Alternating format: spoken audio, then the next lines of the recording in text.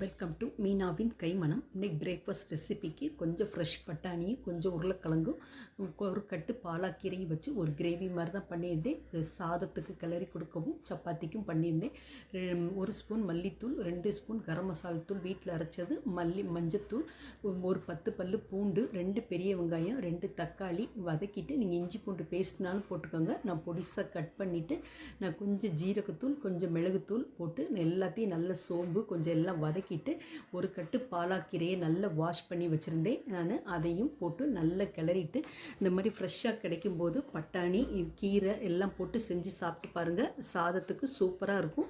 ஒரு தடவை ட்ரை பண்ணி பாருங்கள். ஃப்ரெஷ் பட்டாணி கிடைக்கும்போது அது சேர்த்து செய்யும்போது ரொம்ப நல்லா இருந்துச்சு.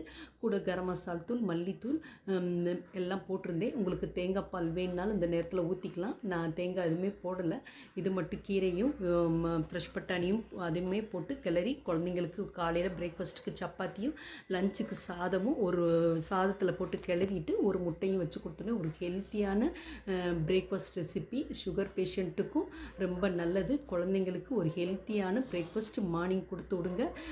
மீனாவின் கைமணத்தில் பாருங்கள். உங்களுக்கு டெய்லி ஏதாவது ஒரு கீரை நாங்கள் சேர்த்து கொடுப்போம். காய் பொரியல், கூட்டு, முருங்கைக்கீரை நேற்று சேர்த்துக்கிட்டோம். இந்த மாதிரி நீங்களும் ஒரு ஹெல்த்தி டெய்லி ஒரு 20 நிமிஷம் இந்த செலவு பண்ணி கொஞ்சம் கீரை ஆஞ்சிச்சுக்கோங்க.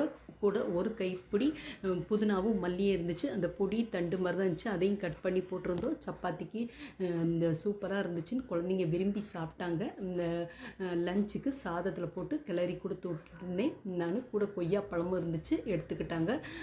நீங்களும் டெய்லி ஏதாவது ஒரு பழம், ஏதாவது ஒரு காய், கொஞ்சம் கீரை ஏதாவது சேர்த்துக்கோங்க. உடம்புக்கு ரொம்ப நல்லது. பெரியவங்களுக்கும் பண்ணி கொடுங்க. கூட எங்கள் வீட்டுக்காரங்களுக்கும் கொடுத்துருந்தேன். எப்படி இருக்குன்னு சாப்பிட்டு பார்த்து சொல்லுங்கன்னு சொன்னேன்.